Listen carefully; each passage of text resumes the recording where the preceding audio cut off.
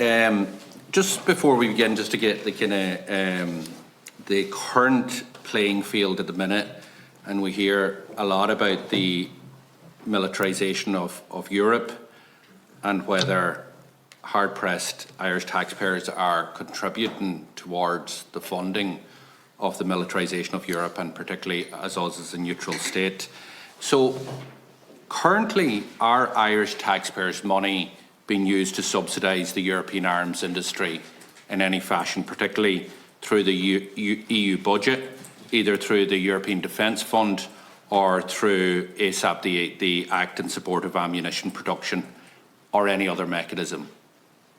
So can I ask that to both the Commission and the Department? Thanks. Commission to begin? Yeah, please.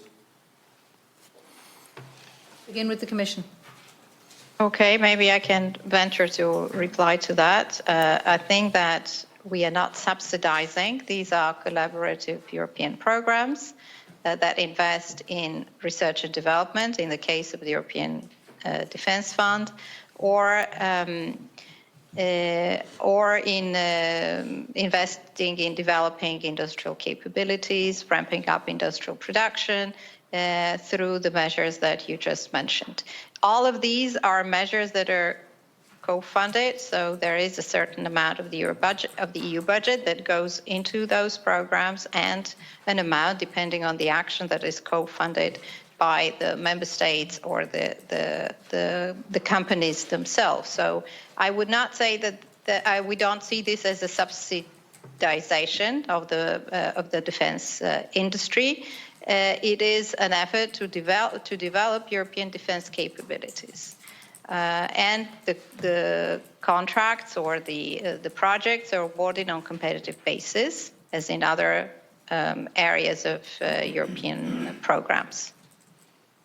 So just to clarify on that there, because so you are saying that Irish taxpayers' money is going in to fund the militarisation of European Union, like ASAP, for example. Am I not right in saying there's a €500 million budget, and some of that is to buy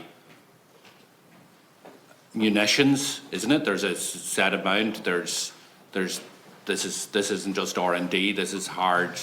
This is weapons, isn't it? Isn't it? Sure, doesn't it not say it in the name? Probably ammunition production. So are taxpayers funding the actual? Are Irish taxpayers funding the development of munitions in Europe? Apologies. On this question, so the ASAP program, as you rightly pointed out, is the Act in Support of Ammunition Production, but the emphasis here is on production. It's not, the program was not about buying ammunition.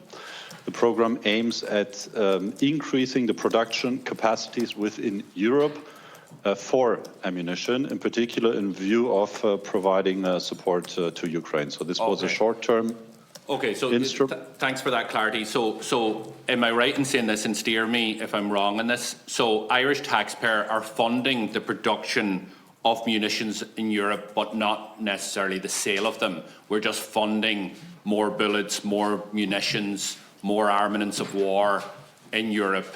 Is that what's happening at the minute?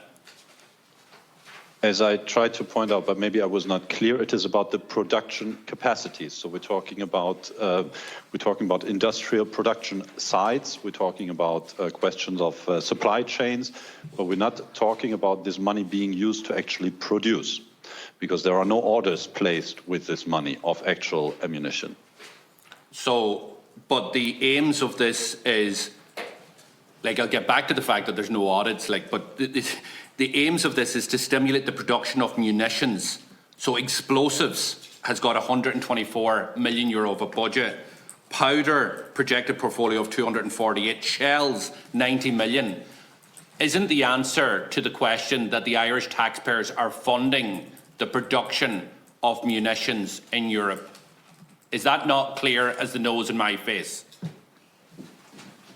Again, I think it is important to be clear on what the ASAP program is aiming at. It is not about buying the ammunition. ASAP is aiming at creating the possibilities for member states to procure this ammunition, but the orders will come from member states.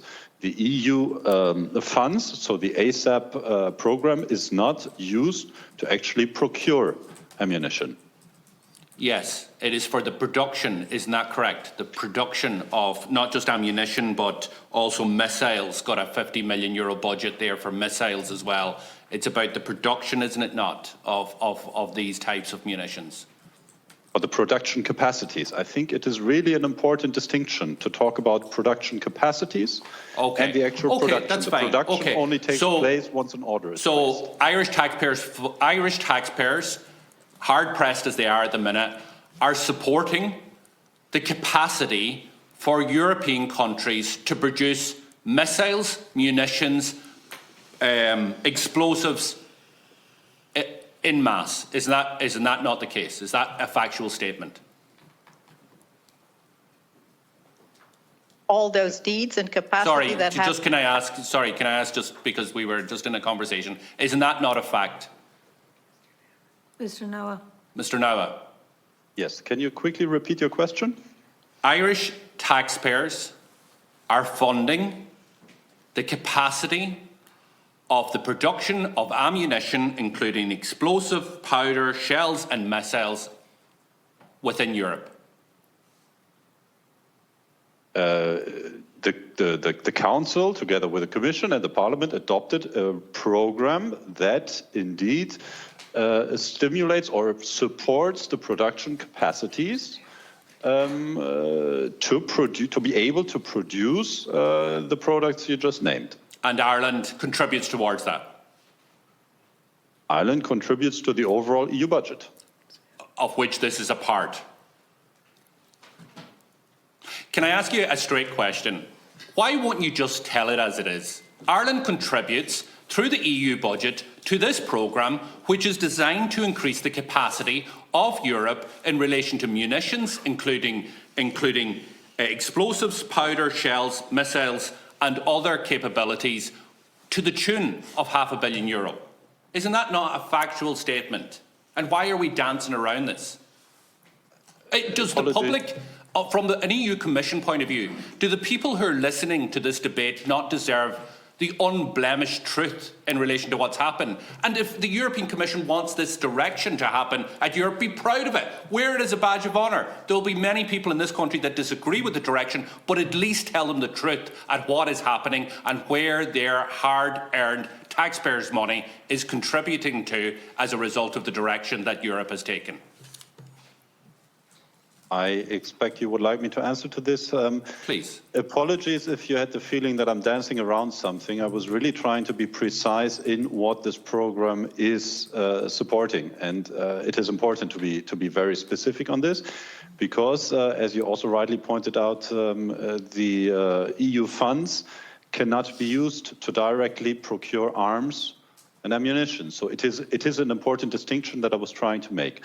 If that offended you, I'm very sorry. No, that has not offended me at all, and I will come to the issue of Article 41(2) at a later point in relation to how the treaty completely bans the procurement of European funds to procure arms. But what we are talking about is increasing the capabilities, and in my view, that is a way around. At the end of the day, there's about €500 million going to flow to companies to increase their capabilities in specific areas that is identified: missiles, munitions, other types of armaments of war, and the Irish taxpayer contributes to that. Is that not a fact?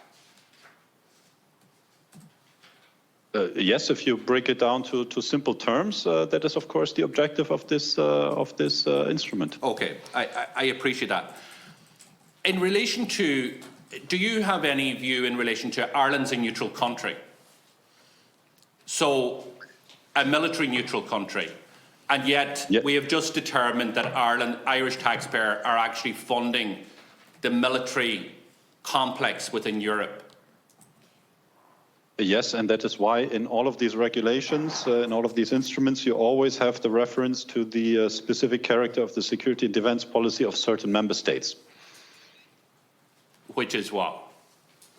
which is, in the case of Ireland, the constitutional. I must apologise. No, sorry, I understand the Irish piece. Sorry, I didn't understand your point, but I actually get now exactly what you're doing. Ireland's neutrality is respected.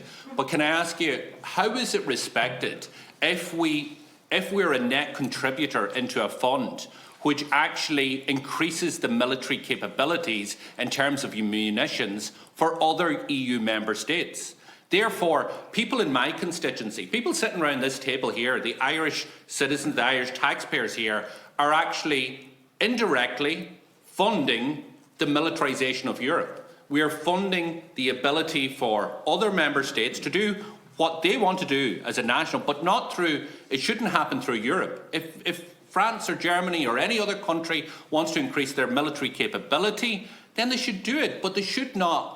Why should they be asking Irish taxpayers to help fund that, to help fund their capabilities, which is what is happening through ASAP? I'm sorry, I did not get a question in what you just said. Okay, it is very clear under the articles of the European Union in terms of Article 41(2), where it excludes the use of EU budget arising from operations having military or defence implications. The European Union has found a way around this. They are using another article which is about subsidising companies and so on and so forth. So, as you mentioned, not procuring ammunition or weapons of war. But the reality is what it does is it supports that industry, it supports that complex, it supports that capability. And Irish taxpayers are being asked to fund a portion of this. As a military neutral country, that sticks in my craw. I think for most people in Europe or in Ireland, that they do not support that idea. If member states want to increase their military capabilities, they should be entitled to do that if they want. If they're part of NATO, that is their decision. Why is the European budget being used? And I come to this regulation that we're dealing with now. The European budget, again, will it not? A portion of that budget will it not be used to actually service the loans that will be provided to member states, loans of up to €150 billion. A portion of the European budget will be used in that context, which means that Ireland will be contributing to that. Is that not the case? And I'll finish in this. There'll be a second round, I'm sure. Would you like to come in on that, Mr. Noah? I have the feeling that it was a question directed to the Commission, so indeed we will have to respond. The money will not be used for the loans. The money will be used to safeguard loans. This is also, again, an important distinction. Sorry, the interest rate on the loans, where will the interest rate that services the loans, where will that come from? On this one, I will have to ask my colleague Paola to come in if she would like to complement. But to a certain degree, the interest rates will have to be paid by those member states taking the loans. Does it not come from the overall European budget, which Ireland contributes to? In terms of the loans that will be provided to member states. So if member states draw down these loans in terms of debt servicing from the European Union point of view, will there be no debt servicing cost in terms of the European Union, or is this all free money that you're getting? No, member states take these loans because they have more interesting interest rates than if member states would take a loan nationally. That means that the interest rate of the loan will have to be paid by the member state taking the loan. Okay, I'll come back in later on. Thanks a million. Thank you.